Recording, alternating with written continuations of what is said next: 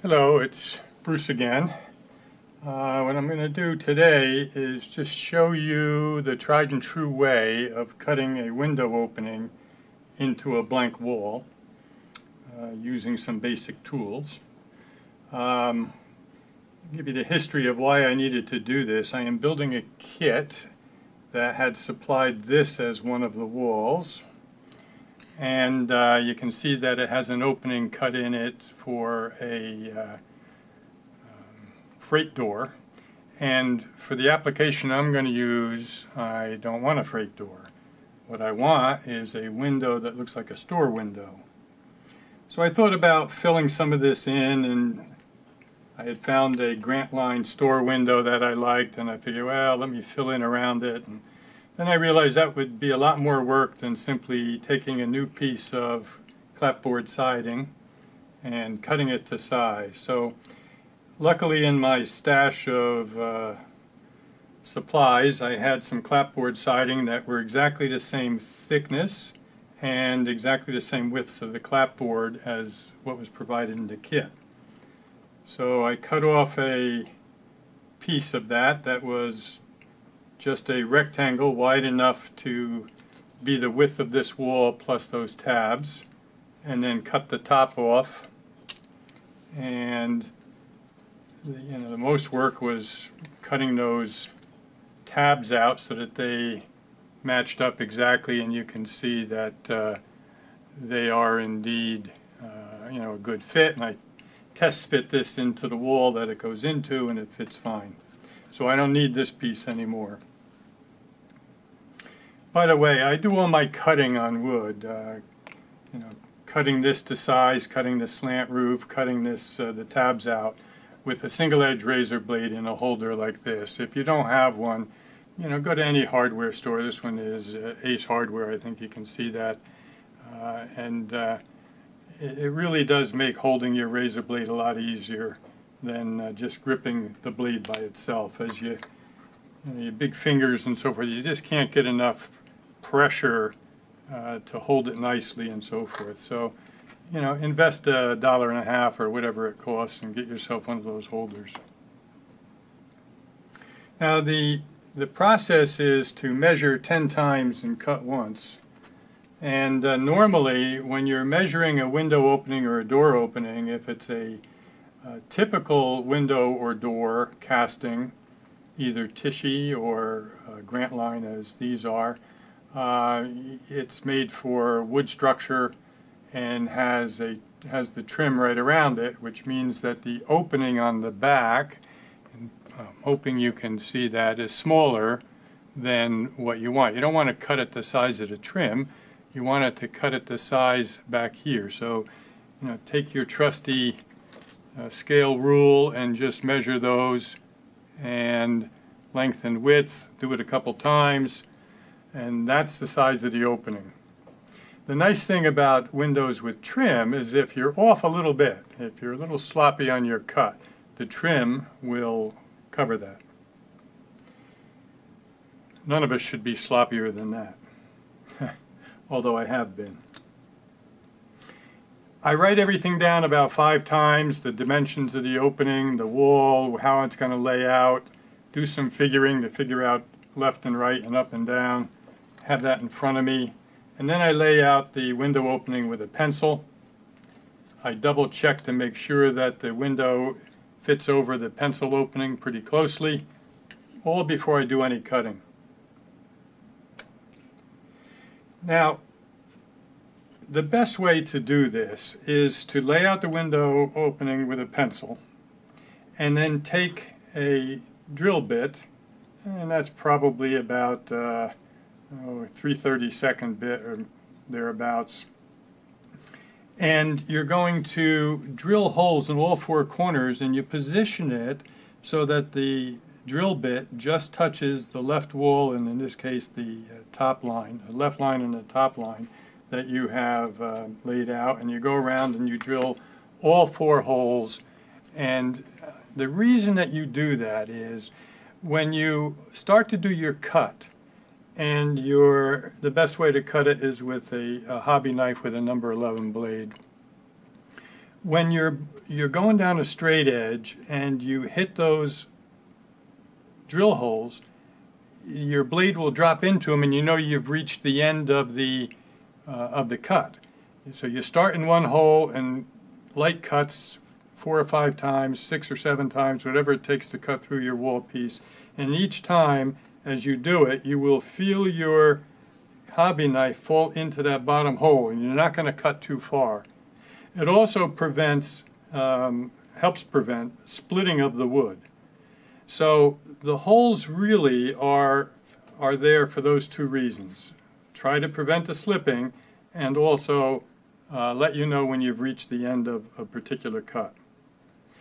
And then you lay it onto a cutting mat. Oh, by the way, when you're going to do a project like this, even though your previous blade still looks pretty good, and you can probably use it for other things, when you're cutting a window opening in, lay that one aside, open up your box of blades, and get yourself a new blade and put it in. When you're done with that cut, if you want to put the other one back, the older blade back in, put this one aside, label it with a piece of Scotch tape as to when you opened it and so forth, and keep it for some crucial cuts like window openings.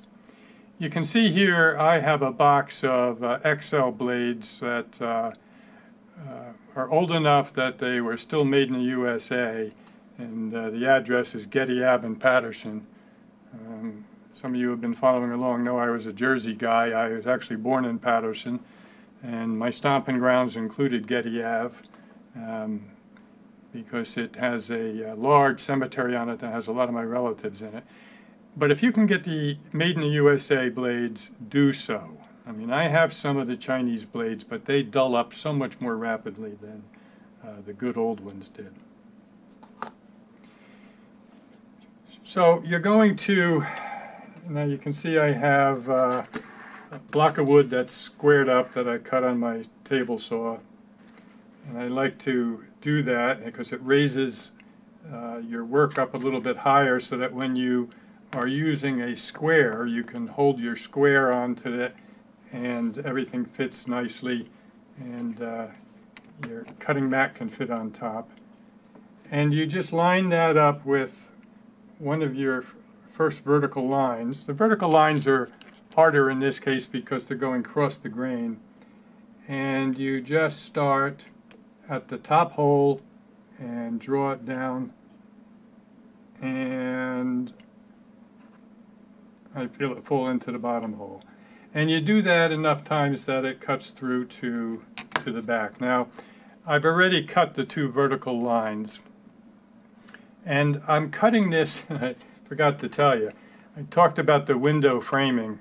With a store window like this one, there is no framing. So you are going to need a very tight fit if you don't want to add trim. If I mess up, I'll add some trim around it and cover that up. But if not, this is going to fit in there tightly. So what I do is I cut it a couple thousandth or 2 undersize, and then take our favorite sanding stick, these foam core nail files that you can get at any of the stores like Sally's or any of the beauty supply shops. And I'll use that to sand it out until this becomes a tight press fit. At least that's the plan.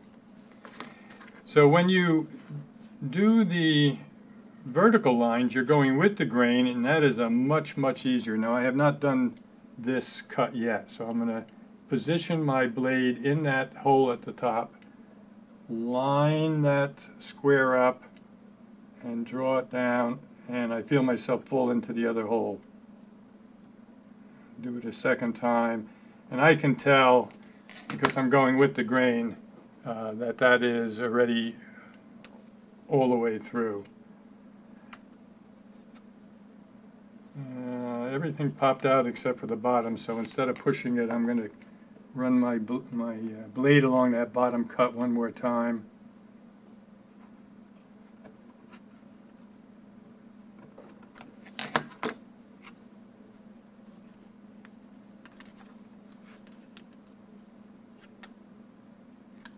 All right, it's a long this back corner here that isn't all the way through.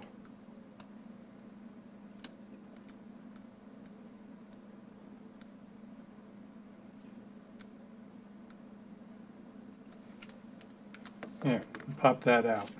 So there's my window opening. This piece I don't need, and if I planned it right, this will not fit in because I cut it a few thousandths under.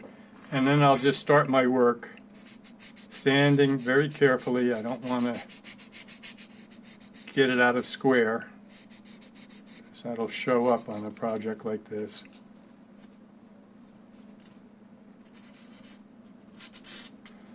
And I actually have, for the side walls, a larger one, which was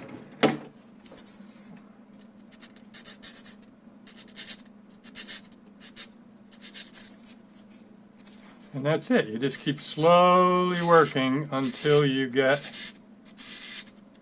that window casting to fit straight in there. Width is getting very close now. I could probably press that in. So I'll just work on the height a little bit. Oh, I hate that because I have to go to one of my secondary sanders, which are never as good as those foam. So I will do that. I'll dig one out. I have other files that will work. Matter of fact, let me go to the old school metal file here and we'll just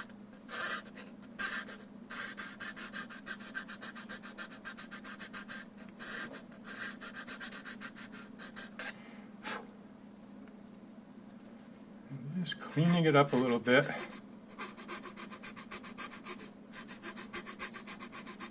Window openings certainly are not my favorite job to do, especially one that is for a masonry window or a store window like this that doesn't have the trim.